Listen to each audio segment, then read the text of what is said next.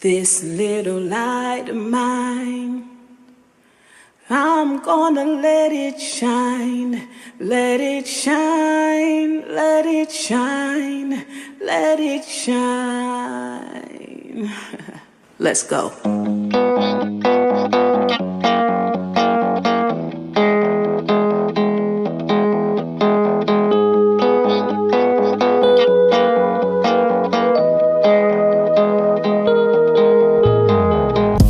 Get on your mark, let's go. What you waiting for? There's so much more. The future's yours. Let go, explore. It's yours for sure. Sing with me with fear. So to God I stay near. I keep my hand to the plow. There's no turning back now. My future look bleak. I decided to see. He said follow me. On a journey you'll see. Get on your mark, let's go. What you waiting for? There's so much more. Welcome, welcome, welcome. It is Sunday night, and this is Lessons from the Journey, Making the Brand Masterclass. I'm your host, creator, host, inventor, songwriter, Shawnell Brown. I'm all the things, and I don't know. Tonight feels very serious to me.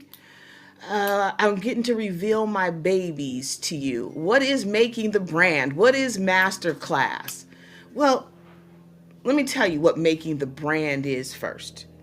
Making the brand is about the brand of you, authentically you.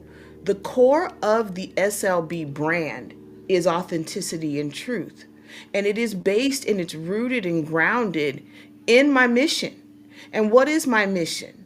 My mission is to glorify God by being authentically and only what I was created to be and help others do the same. That's it. So anything that you see me doing should tie right back to that. So that brings us to tonight's show.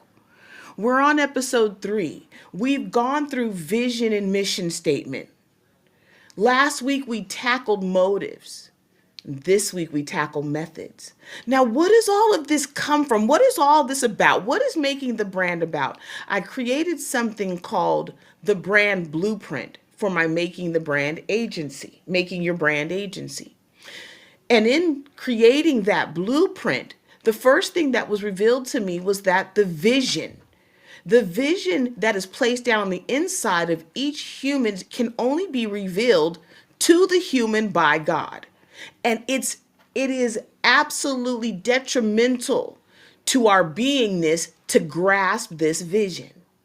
And then the next piece of the puzzle that has to be put in place is the mission. But the mission is broken down into two sides, into two halves.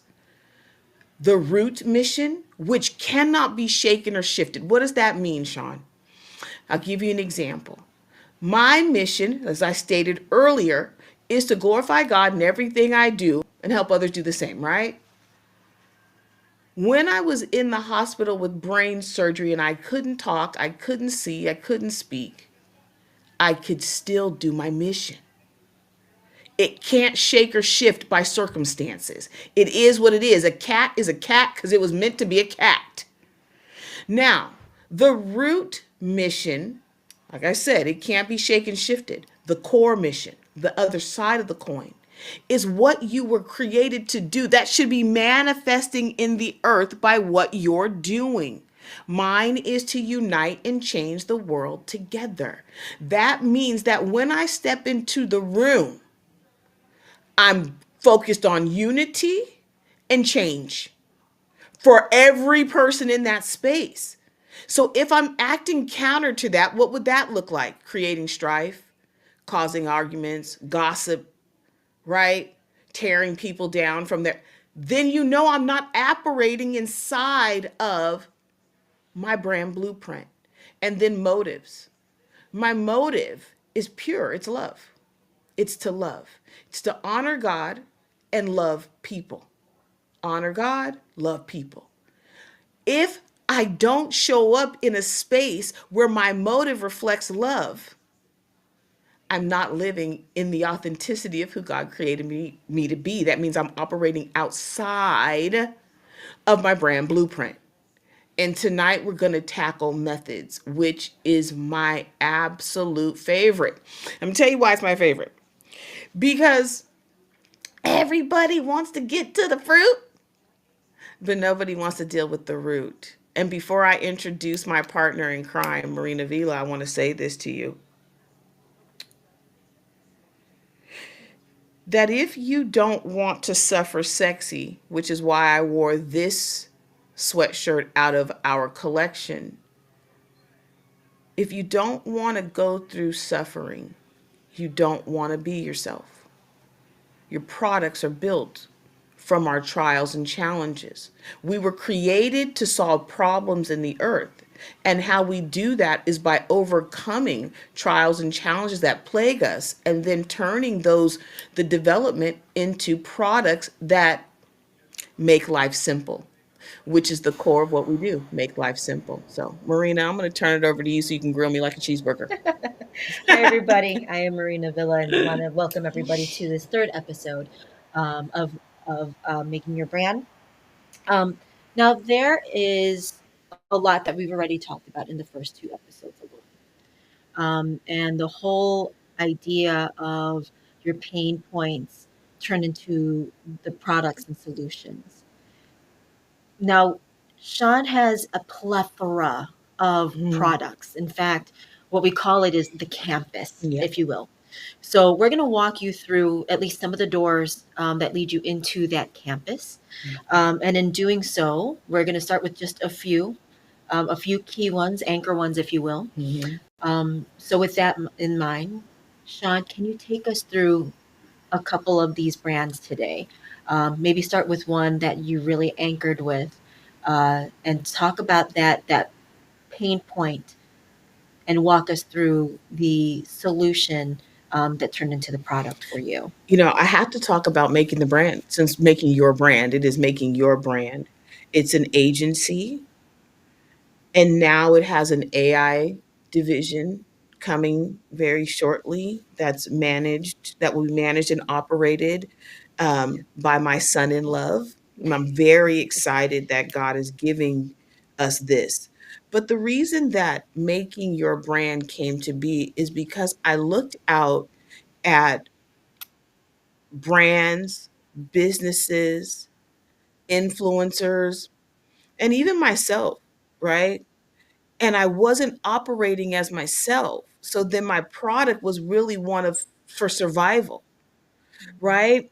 And when we make products for survival and not purpose, we operate them like that. And the people become pawns in the game. And just heard God say, listen, I need you to manage brands that I built. And it goes back to scripture, really. And I believe it's Jeremiah 1:5. He said, I knew you before I formed you in the womb of your mother. And it clicked right there. It's like, oh, that's a brand. God is a brand developer and manager. And each one of us has a brand blueprint that he expects us to live out so that the world can function like a regular ecosystem. And he goes, now, good. Making your brand, make YOU capital, because if the person doesn't want to be themselves as I designed them, they don't want to work with you.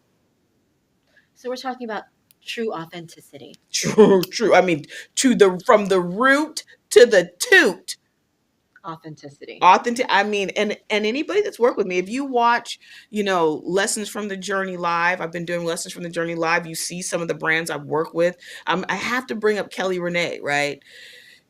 Her interview actually airs tomorrow, or it airs. I'm sorry, it airs. It airs last week. I don't know. I don't know. I get confused. But her brand, I watched it go from a person who was on the verge of, it felt like suicide, Okay. to becoming, in essence, a fitness champion, going through a divorce, I would learn that she was a victim of domestic violence. I mean, it was so deep and so heavy. And I said, her name means, her name Kelly Renee. Renee means born again. And I'm watching God's brand take shape like a flower, right? It's been 2 years since I've been working with her. But she asked me, do you see me different? And I said, oh, I see you different. I see you developing. Are you where you want to be? No. But from 2 years ago to today, you are in process. And that's what this is about. So what are you seeing not only through Kelly Renee, but maybe other brands that we're working with now? What are you seeing now that perhaps you see a path for development toward authenticity? Oh gosh. You know, um, Stephanie Sherwood. Okay. She is one I've been working with for years. We've been working together for years. And in the matter of weeks, what I love about what we do, we get to marry the brands together. So Pastor B's brand, right? Pastor B's prayer methods, and then meshing them together with Stephanie Sherwood has given Stephanie Sherwood new life. Her going through 3 days of prayer has, she just emerged as herself. I'm watching her on TikTok, you guiding her through the agency. It is like we are creating a functional ecosystem for these people to heal, grow, and be themselves through all 7 key areas of growth and development, from spiritually to emotionally. We have it lock, stock, and barrel covered. And those that really want to pursue being themselves are just jumping into it and transforming, not without pain, not without discomfort, but through the discomfort to victory on the other side. It's so amazing. So talk about this a little bit more, because we do talk to and work with brands one on one, but we also look at intersecting them. Yes. And the reason we also look at intersecting them is because of the concept of community. Yes, we're a communal company. Absolutely. Yeah. So can you talk us through some of those ideas and how they intersect into perhaps the other brands of the company as well? Okay, so this is very exciting to me because I did not know that. I knew I was creating something new, Yeah. but I didn't know to what degree. And it was prophesied a couple years ago that I was a Black woman in tech. Well, I'm from the Silicon Valley. I went to Homestead High School, which is the same high school that the founder of I think Steve Jobs. No, I don't know. I'm not sure. I'm not sure. It's either Steve Jobs or I get them confused. Yeah, I think it's Steve Jobs. Steve Jobs went to Homestead High School. It is Steve Jobs. Sorry. So, you know, when I heard I'm a Black woman in tech, I was like, oh, I don't get how am I tech. Well, a couple weeks ago, I realized I got the word in my head, biocommunal. And biocommunal technology is exactly what we create. We create spaces, lanes, bridges, and pathways that bring people together for the sole purpose of helping them develop into themselves. We do it through media as medicine, right? This is medicine, right? I'm not out here trying to just entertain you, even though I am entertaining, right? I make the music, Yep. you know what I mean? I'm creating the shows. I turn my life into a show. So entertainment is a part of it. But at the end of the day, if it doesn't help the person grow and learn and become better, then I wasted their time. So biocommunal technology is bringing everything together, community in the virtual space, which filter down into community and events and activities in the physical space. So it is, to me, it's Disneyland for growth and development, for lack of better terms. Yeah. And to go inside of this biocommunal, this community, a community runs and it needs products in order for it to run. The main artery of our community is root system reboot. It Okay. is the fascia. And if anybody knows what fascia connects the whole body together and it sends the body messages. So root system reboot is really, I call it life management. It's life management skills. So you master the game of life by managing the game of life. And what I learned through a lot of problems and pain points was, one, I didn't understand that I wasn't managing my life, that in a lot of areas life was living me. Go ahead. Explain that a little bit more. Okay. Now, even going back, if there's any examples going back to even from our episode 1, episode 2, Mhm. that triggered that thought process. Can you walk us through that? So, episode 1, we really learned about the genesis of how I came up and how I was formed. The Bible says he knew me before he formed me, right? So there was an ideal form for me. But once I got to the earth, I was shaped by human hands. And those human hands reformed my way of thinking and being and doing about myself. So what you learned is I was born to a single mother, two teenagers, a father, schizophrenic, right? This created a belief system, a wrong belief system, mindset, emotional brokenness, places where I never developed. Well, that gives birth to needing a root system reboot. If you think about it, right? You think about a garden that is dying, right? If I go and I pull it all up by the roots, it can, and I reseed it, it can start again. And that same thing that was dead becomes living. And that's what God showed me. He said, my people need a root system reboot. They need to be rebooted spiritually.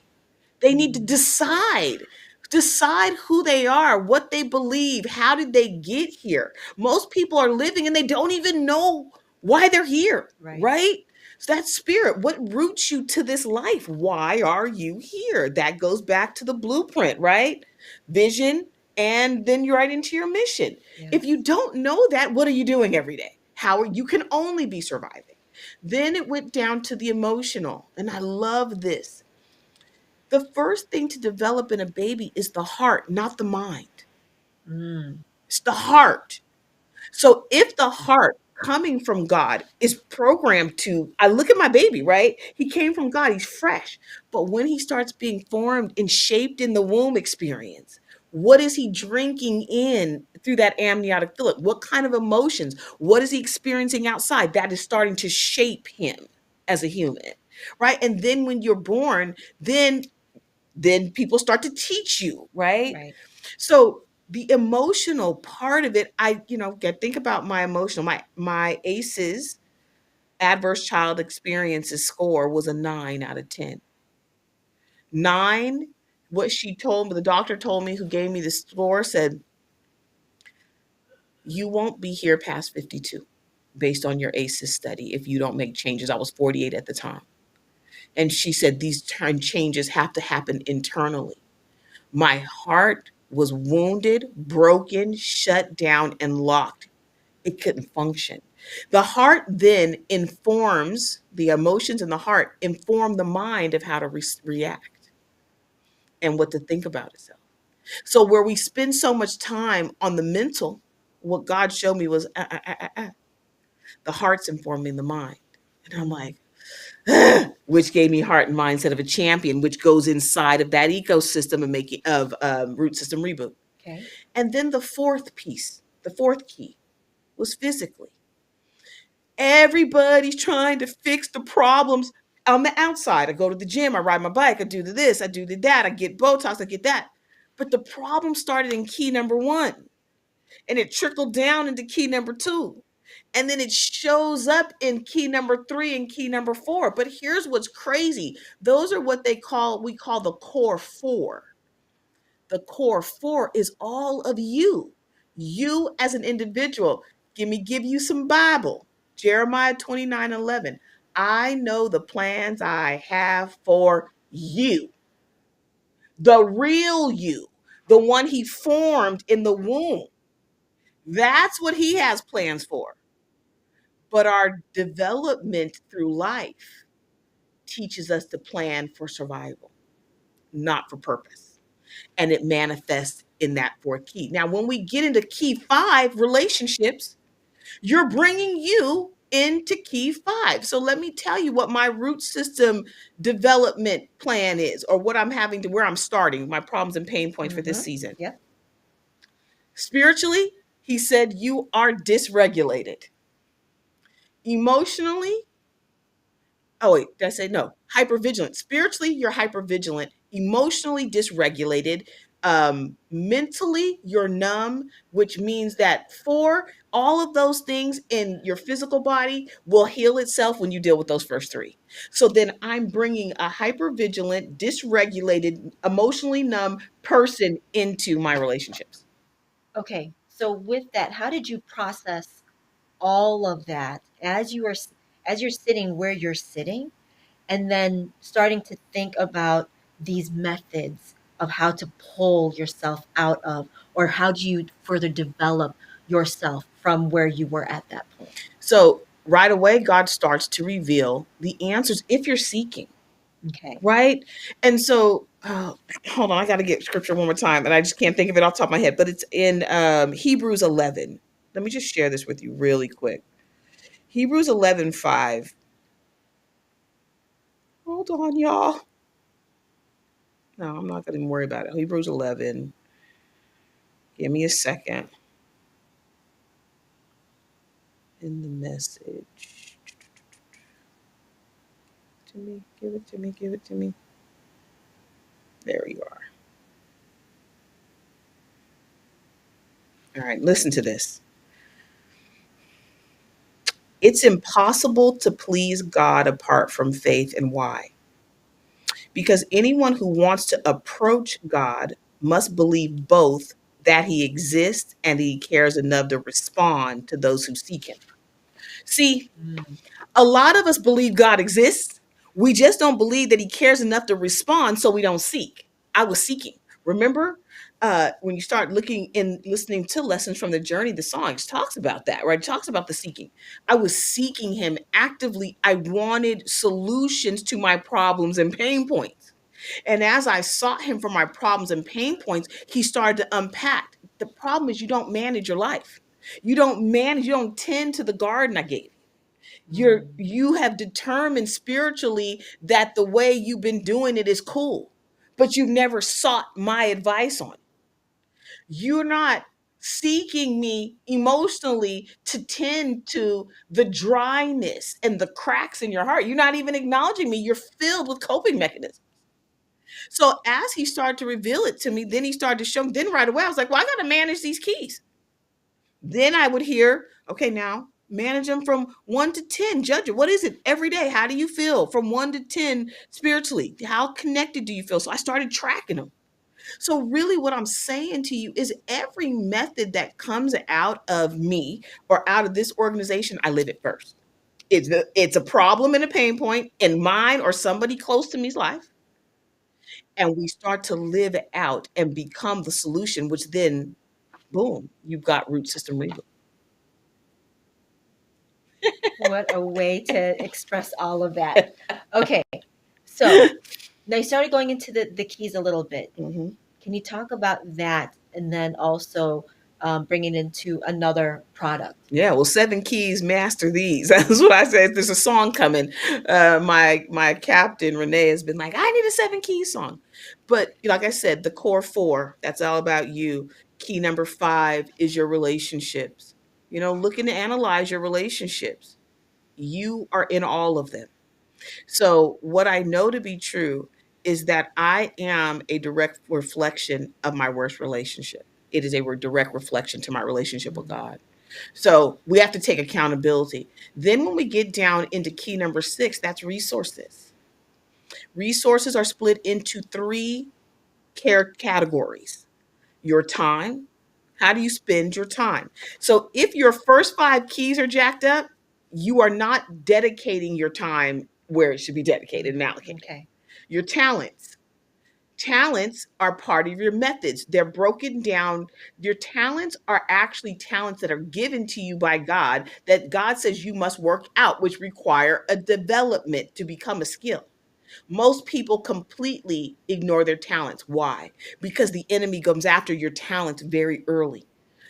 Back to the Bible, talks about the seed and the sower, that God sowed good seed into you, but the enemy sowed in horrible seed into you. And they have to grow up together. And then we have to decide if we want to go through the pruning process of becoming ourselves, or do we want to hold on to the coping mechanisms?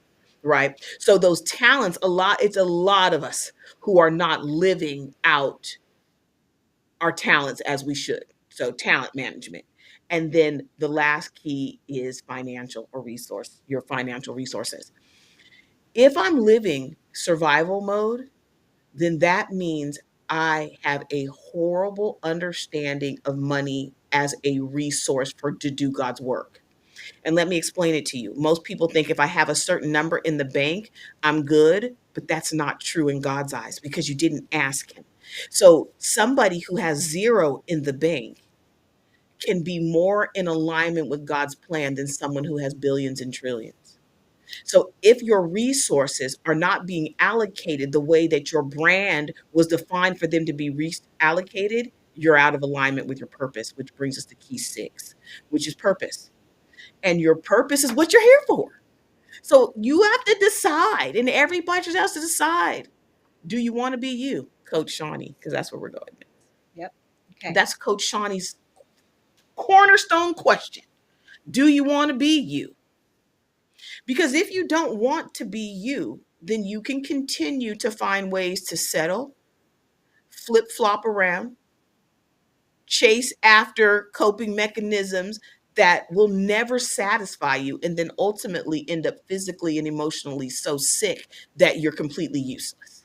Can we pause for a second? Yeah. Can you talk about some of your coping mechanisms? Oh, absolutely. Okay. Absolutely. Let's just talk about overweight. Okay. Overweight's a coping mechanism. I used to be almost 300 pounds. I still have 30 lbs, right? Okay. And so my coping mechanism, even when I got rid of the overeating habit, stuffing and holding on to pain and not allowing it to go, creates inflammation in the body, creates anxiety, and it creates fat. That has been my problem my whole life. Well, where did that come from? When I was a little kid, what I heard is you're too fat, you're too black, you're too this, you're too that. And the way that I dealt with it as a kid was eat whenever I could, and I'd eat in private. I believed it. So those are things you could think about this. I'm 55 years old. My root system is still working those things out. And I started at almost 300 pounds. I used to drink 2 liters of Coca-Cola every day. Every day. Every day. So you talk about people judging people for the type of drugs or whatever. That was a drug. It was so hard for me to get off of that. So yeah, that's just one of them. Okay. That's All just one right. of them. That good? That good? That's good. That's good. I don't have a problem telling you about my problems and my pain points. Because if I don't tell you about my problems and my pain points, you will think that the things that you see me do just happened and they didn't. That's Right. not true. I love growth and development, and I love the process of becoming exactly what God has called me to be. And I know that every season I have to go through a shed. It's just like a tree. It's growing, it's shedding, right? Yes. It's the same for the life of the human. So let's get into Coach Shawnee. Okay. Let's do it. She's my newest persona. She is a persona underneath the Shawnee B. She lives in the Shawnee B, what do we call it, area of the campus. Yes. Mm-hmm. But you know what I love about Coach Shawnee? She's a player coach. Mm-hmm. And what that means is that I am playing the game of life to win it. That means I'm not shying away every season. Like I just told you, my look at hypervigilance, I'm working on. My emotional, I'm working on, right? So all of those things are being worked out this Yes. season. Coach Shawnee's products are created to challenge you, help you to optimize, advise you, right? A lot of times we just need advice, and there's things that I've been through that I can help you overcome faster. Collaborate. I love collaboration. God loves collaboration. So I'm constantly, as Coach Shawnee, putting my brands together like a chess match, Yes. right? The perfect ingredients together to help you live well, to help you make life simple, and then lastly, heal. That is the purpose of the Coach Shawnee movement. Every Coach Shawnee incubator, clubhouse, product is designed to challenge you. So if you don't want to be challenged, you don't want Coach Shawnee. Wow. And she does help you really follow the game plan and make sure that you are every day managing those keys looking at those keys, evaluating the keys so that at the end of your season, you should have come out grown or growner. And if you aren't growner and you're still battling with the same challenges, then that means somewhere you stopped and you decided to go back to survival mode. So Coach Shawnee and the methods that she creates, from events to the virtual spaces and the collaborations and her all-star brands, are designed to help the people live well together. Love it. I love it too. I love it too. You know, the other brand that is probably the anchor of all of them, the personas, is the hair doctor. Okay, talk to us a little bit more about that. She's everybody's favorite. You know, I say she's everybody's favorite because she's smart, right? She understands. She's an entrepreneur that specializes in beauty. All of the hair doc brands are community focused, community minded.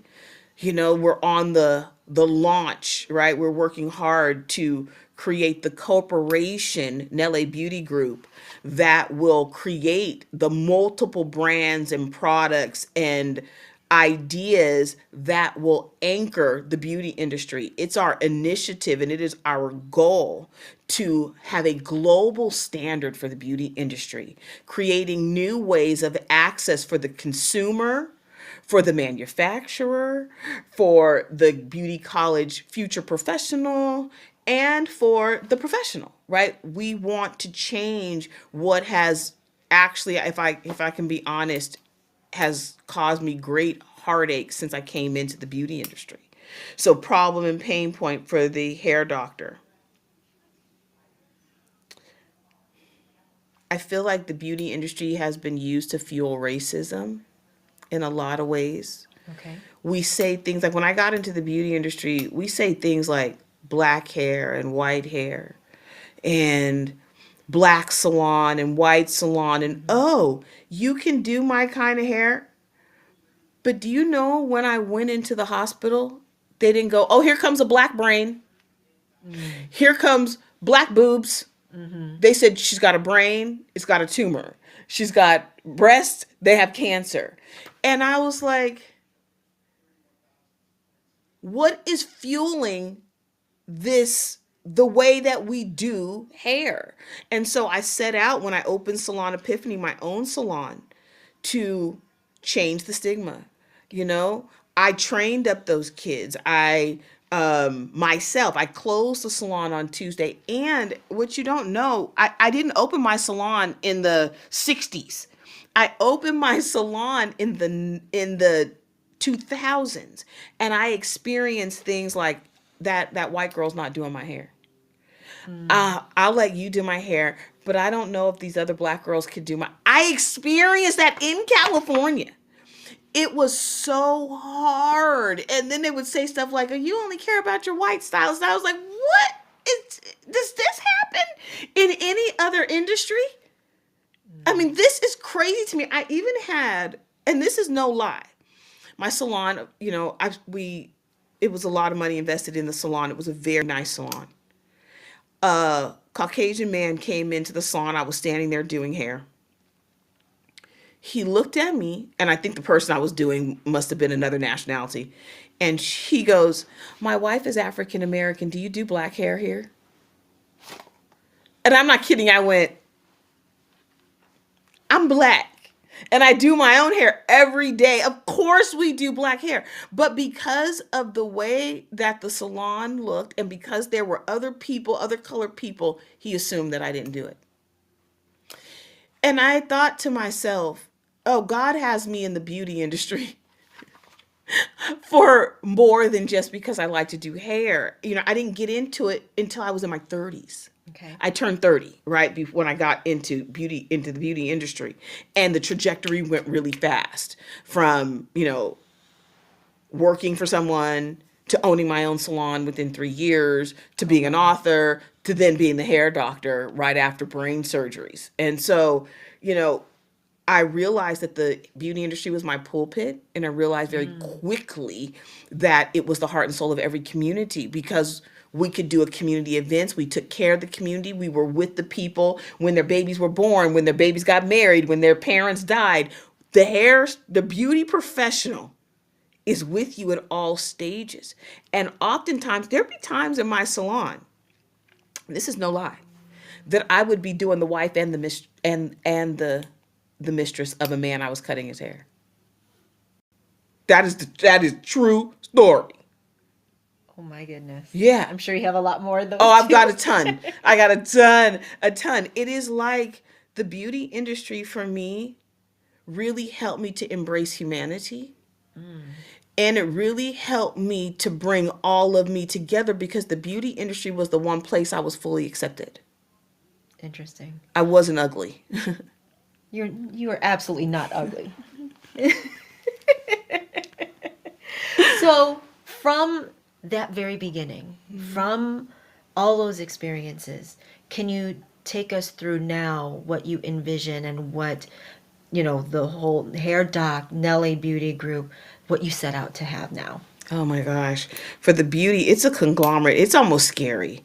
My vision is to see establish the Nelly Beauty Group corporate division in Durban, South Africa. Okay.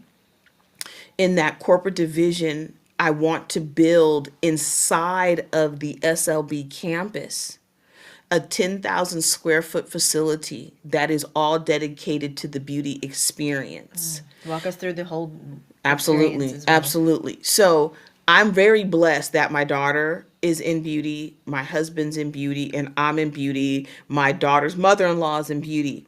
My daughter has her own vision for treatments and experience and spa-like environment. So we want to create that experience within the campus. Okay. My husband is a barber. He wants to create an experience for the barber that includes for the male, for the barber, for the person that wants the barber experience. He also wants to create training, education, and support, which we all do. And then for me, I want to create treatment centers, clinics. I want to have a retail space so that they can come and get their prescriptions, but we would also do drop ship. I want to create the first virtual salon experience for the people that I just don't want to go to the salon, but I need an advice nurse. Or I want to learn how to I need to cut my own hair. We learned in COVID that people could cut their own hair. One of the girls I trained from Salon Epiphany, she was making really good money helping her clients do their own bang trims. Okay. So what I saw was that in the beauty industry, we're so far behind, we think we're first. And because it is an $800 billion a year industry, we haven't had to grow and develop. But that's about to change. Okay. And the way that we're really going to drive the change is through controlling the conversation through Truth and Beauty, our media. Okay. And creative conversations. And Coach Linda and I are creating a clubhouse conversations room so that we can invite the people in to really start to have it. And then our boots on the ground operation with the beauty colleges from all over. So we are going straight for the children. We want to create a placement agency. We're the only agency that doesn't have a placement agency, right? So there is ways for us to innovate the beauty industry. No one has ever taken the time to do it because our dysfunction wasn't impacting them, but it's starting to impact. Wow. I thought that was good. I thought that really laid out my goal for the beauty industry. And remember, I want to say this, my brand is about uniting and changing. So I'm not trying to get rid of anything. Right. I want us all to grow as a functional ecosystem together because when one wins, we all win. Exactly. Yeah. So this is why it's the whole vision is a campus. Yeah, it is a campus. Because it's not just beauty for beauty's sake. It's not just Coach Shani for Coach Shani's sake. Mm-hmm. It all interacts and it's all interrelated with one another. Just like the ocean. How did I learn this? I went on the run tour. I call it on the run tour. I went on the run tour and I went to Florida. And while I was in Florida, I was sitting outside looking out the lanai and there were, in Florida, it's all kind of stuff, right? There was like an armadillo walking by, and then there was a cat, there was lizards, there was a snake. I saw, there was dogs. I mean, it was all the things. There was birds, and it was the trees. And what I realized is everything knew what to do. Everything was doing its thing, and everything knew what to do. And then, I had gone a couple times, and one part of the season, the tree that was right out the window at the door had these beautiful pink flowers. Okay. And then when I went back, I was like, well, where are the pink flowers? And my girlfriend was like, true story. I was going to chop this tree down because I thought it was ugly. And she's like, I just hadn't gotten to the arborist or whatever. Yeah. And she said, and then those pink flowers came. And it was like, boom. We're all created like this, and we're created to interwork together. But if she had come and cut that tree down, she would have never even seen all the phases of beauty within that tree that God created. And that the birds had a place to land and rest their little legs on. And then when it rains outside, the lizards, they run and they hide because the rain comes down between 2 and 4 every day. The lizards have a place to go, and then they come and then they get in the sun. And I was like, that's how our world is supposed to work. So that's how I envision our campus. I envision people going and experiencing the Coach Shawnee experience and experiencing the Hair Doc experience and SLB Global Media spaces and the spaces where we get to train up the generation next, right? Because as a kid growing up, I have an 8th grade education. That's it. There's no college, no nothing. I got my experience by working, reading, and doing. Working, reading, and doing. And by having mentors.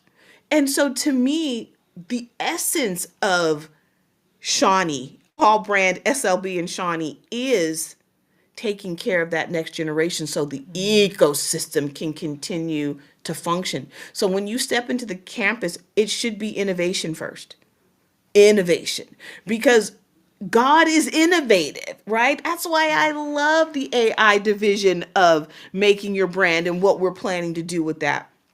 We get scared of innovation, but we're not going to shy away from it, and we're not going to be afraid of it. And we know that God brings new things to the earth to make life simple. To make life simple. But I talk a lot about God. And I need to talk about the ministry brands. Okay. Can I talk about Absolutely. The ministry brands? And I feel like oh gosh, somebody's gonna write me. I only say what's truly in my heart. I feel like ministry, church, and God need a makeover. They need a brand makeover. Okay. I just think about our conversations that we've had and, concerns about the church and the way it functions. And I had an interview with the Lane family and hearing their story and how hurt they were. And he was a pastor, right? And I'm like, okay, the way that people are treating God in church is making people not want Jesus. So as part of my ministry brands and movements, I created the Real Jesus Movement. Okay. And the reason I created the Real Jesus Movement, because I didn't understand him either, right? I didn't understand him at all. But what I found out when I gave him an opportunity to be himself in my life, he works. He never lied to me. He never gaslit me. Everything that he told me to do, even if on the front end had some pain attached to it, on the back end, I won.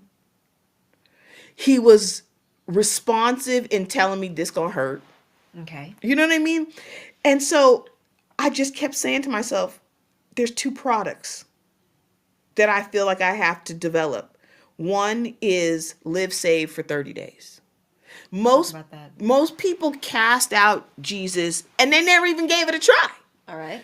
And then most people that have given it a try didn't even read the book. So who goes to college expects to get a degree and never picked up the textbook?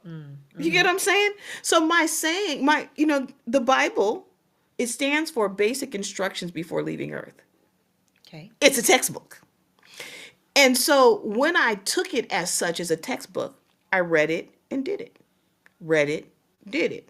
Read it, did it. I'll never forget the first scripture. One of the first scriptures I read was, be quick to listen, slow to speak, slow to become angry. I want you just to think about that. Okay. Be quick to listen. I was not a quick listener at all. How can you be a quick listener when you're hypervigilant? That means most of us are always thinking usually to respond first. Yes. Slow to speak, my little mouth would be firing darts, right? And then slow to become angry. Angry was a standard defense mechanism. Yes. So when God says that and I say, okay, I'm down, I want to be on your team, he goes, well, then you're going to have to do this. Be quick to listen, slow to speak, slow to become angry. Well, how do I do that? You're going to need the Holy Spirit. It's about the relationship. And most people never even try him long enough to decide if they want a relationship or not. We make decisions based on what we read, see, but we never even get into the relationship to find out. We will date a jacked up, broken down person before we even give God a try and see if it works. So Live Saved for 30 Days was a movement that I thought, let's put it to work. Yeah. And then in partnership and collaborations with the churches, it was His Way Works. Okay. And His Way Works is really a study of the four gospels. What I learned is when I met the person of Jesus Christ through the gospels, and I got to see how he discipled, what he was all about, what he said in the red letters, I had a complete misconception about him. I was shading his character completely. I didn't even know him. He's so cool. Oh my gosh. So to me, in partnership with the churches, I see community outreach in the parking lots of the churches on these Saturdays or Sundays where we do His Way Works. I see spaghetti dinners, bringing in the community, allowing them to ask the hard questions. Jesus didn't shy away from the hard question. He wasn't like, oh my God, you said the F word, right? Yeah. Because he already knows, right? And he can handle it. And I think church needs to buck up a little bit and be able to relate to the real society. That's why I love where I go in the flagship, which is the Rock, Temecula Valley. So, it was really the Kingdom First Global Community was all about establishing a bridge from the unchurched to the real Jesus. The discipleship community, Walking Warriors, and all the King's Men. We've been meeting in the virtual space. I've been doing Walking Warriors for 5 years. Yes. I've had people who faithfully go to church come to Walking Warriors on Monday and say, I was going to commit suicide last night. But I knew if I just got here, that you guys would guide me through. Community is everything. We heal. Stephanie Sherwood says we heal and grow in community. It's the only place that we can heal and grow is in community. And the Kingdom First Global Community is created to be a safe space for people to experience God and work on their spiritual key. Love it. I love it too. I really do. I love church. I really do. It is, even though I've created something called Church and Chat in the virtual space, it's important. But Church and Chat is attached to safe churches that I know are committed to the real Jesus movement, right? But they're a bridge. The virtual space is a bridge. It's meant to be a bridge to guide you into those spaces, because when you connect, it's not just about you receiving, right? It's also about you giving. So when you step inside of God's church and His place, you're there to bring you to the space. Right. You're there to give to, and there to be given to. But most people have such a consumer mindset that they take a consumer mindset into church. I have a relative of mine, and this relative says this, it blows me away too. I hate when they ask me for an offering right off the bat. I haven't even gotten no message first. I'm like, well, you go to concerts, games, you go to all Yeah. these things, and they ask you for money first, and sometimes months in advance. We go on cruises, you have to pay in advance. So I'm trying to figure out, how do you think the lights stay on in the building? How do you think all of this stuff comes together? Everything costs money. Why would you not want to give 10%? Why would you not want to give that to God? What do you do with it? So I just find it it's almost hypocritical. Now, if you decide that God isn't for you, it's fine. But I'll tell you this, every every human has a spirit. So what anchors your spirit to this earth? You have to decide, or you can't even functionally be yourself. That makes a lot of sense. Is there any other brands that we want to touch on today? I think we really did touch on the main acres. Yes. SLB Global Media Group, we're creating lanes through the media pathways, lanes and pathways to help people through media. I call the media lanes, that's in the black. I put everything in color categories. The media pathway is in the black, and it gives you access to the community and to the campus, whether that be Shawnee B on social, whether it be lessons from the journey, the shows. It gives you access to it without having to come all the way inside. So you're outside of it, but you're able to access it and gain at least what I call exposure. The media Yeah. lane, when I said media is met as medicine, it really is medicine. I grew up, and because I was an only child, TV and music were my family, and they were my parents, and they taught me how to do life, right? They gave me my perspective. I can remember being in third grade and my third grade teacher calling my mom and laughing. She was laughing. And she said, "Your daughter came to school today." And she said, "Mrs. Wainwright, I'm so tired. I feel like a cocktail waitress."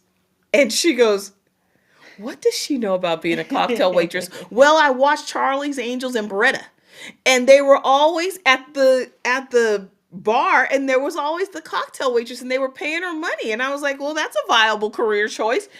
But that's why your children shouldn't watch TV without guidance, right? But it was really how I was learning. And then the Rockies came into play. Okay. And Rocky 1 through 4 gave me my grit.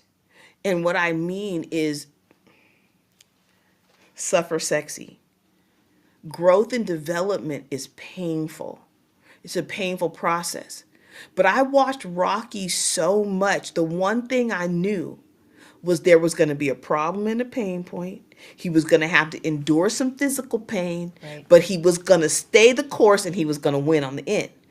And so I can remember when there was things that were hitting me emotionally so hard, being doubled over and seeing Clubber Lang just taking it to Rocky's ribs in the middle of the ring and going, "You can endure. You can endure." That's how important media is. That's how important media is. So media as medicine, it is really my childhood coming full circle. I'm creating things to utilize. When I say I want I want a partnership with Netflix. I want to create Netflix and Deal, Netflix and Feel, Netflix and Get Real. Because inside of those stories, you see yourself. You see the best of yourself, and you see the worst of yourself. And the music, forget about it. Right? We talked about Rescue Mission last week. Yeah. It's not Yes. only my exit plan, but I believe it's an exit strategy for everybody, and lessons from the journey as the entire anthology, the storybooks, the musical storybooks, the books, all of it that comes out of it, the different arms and branches from unparented to relationship experience to through the fire. Like, everything is designed to help you live well. And every single thing I just mentioned to you as our anchors come out of my own life. So, if we could get into a little bit more of how can somebody out there be brought into our campus? So you see that QR code right there first thing I want you to do is I just want you to click that QR code. I want you to press your thumb if you're on your device, press your thumb, and I want you to subscribe to the YouTube channel. In that YouTube channel, and if you're on your computer, just take your little mousey thing and click it and then subscribe today. This Lessons from the Journey channel, we will utilize it to introduce you to the ways and the gates that you can access our virtual campus and our physical campus. Coming soon, probably within the next few weeks, what you're going to see is on our Facebook pages, we are going to create Facebook gates for SLB Global Brands Division, for Coach Shawnee, for Lessons from the Journey. All of our anchors will have a Facebook gate. So anywhere that you are interested, you enter in that gate, you become a part of that community, and you will be guided through our SLB on social pathways. Those pathways through social media will help you to know what you want to have access to, what you want to follow. It will open up the doors for you for everything that we're doing. But it starts with that little QR code in the corner of your screen. Click your mouse, press your thumb. Did I get it good? I think so. I think I got it good. I was nervous about this episode, but I was serious about this episode. I know. These are my babies, Marina. I know they are. And I've worked really hard living them, and I believe that they truly do work, and they really will change your life. So before I close us, Marina, do you have anything that you want to ask me? Anything that you want to say? No, it's been quite a journey. I've gone through some of these brands and these experiences myself.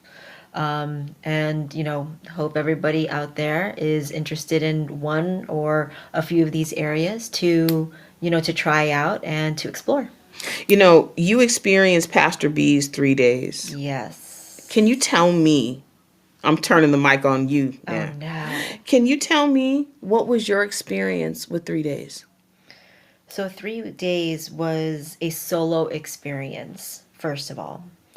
And it took a snapshot of where I am in this point of life, what my thoughts were, what passages in the Bible spoke to me, and we would talk through it.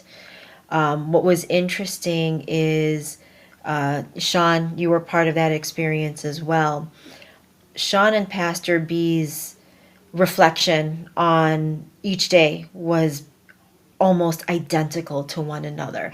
So that led me to believe that I am where I'm supposed to be. I'm learning what I'm supposed to be. I'm supposed to learn. And areas of growth that I could take on myself. Yeah, I saw a huge, since we finished, I've seen a relaxation come over you. I know that there's still some I'm learning, Yeah. but there is a relaxation into the process that is kind of sweet to watch. It is, and I think it was more of a confirmation, right? Mm-hmm. Because sometimes the things that you hear, you're not sure. That's right. You doubt yourself. Not sure. You doubt yourself. Mm-hmm. But yes, it continues to be a process. Mm-hmm. But those 3 days were pretty intense in an amazing way. But again, that's just one of the ways to enter into the community. Enter into the ecosystem or onto the campus. And so what's going to happen next? I'm excited for episode 4.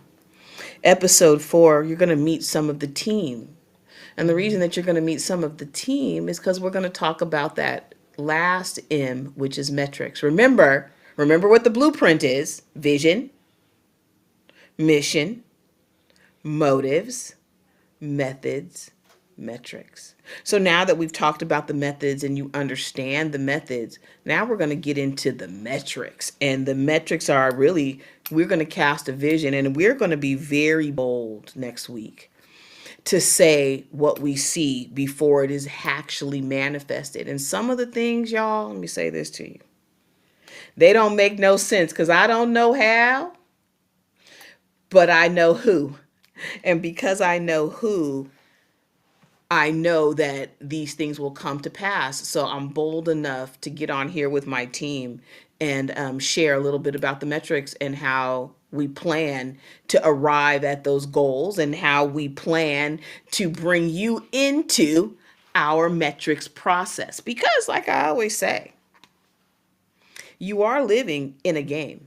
So master the game of life, manage the game of life, and together we get to become our own champions. So next week, I hope you'll join us.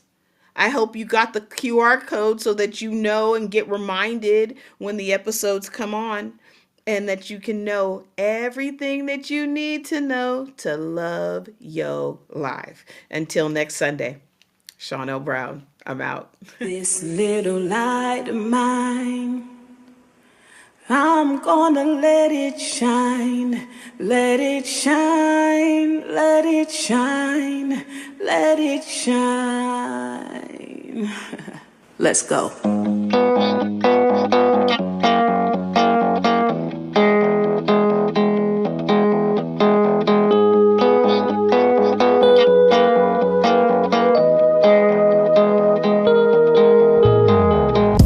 Get on your mark, let's go. What you waiting for? There's so much more. The future's yours. Let go, explore. It's yours for sure. Sing with me with fear. So to God I stay near. I keep my hand to the plow. There's no turning back now. My future look clear. I decided to see. He said follow me. On the journey you'll see. Get on your mark, let's go. What you waiting for? There's so much more.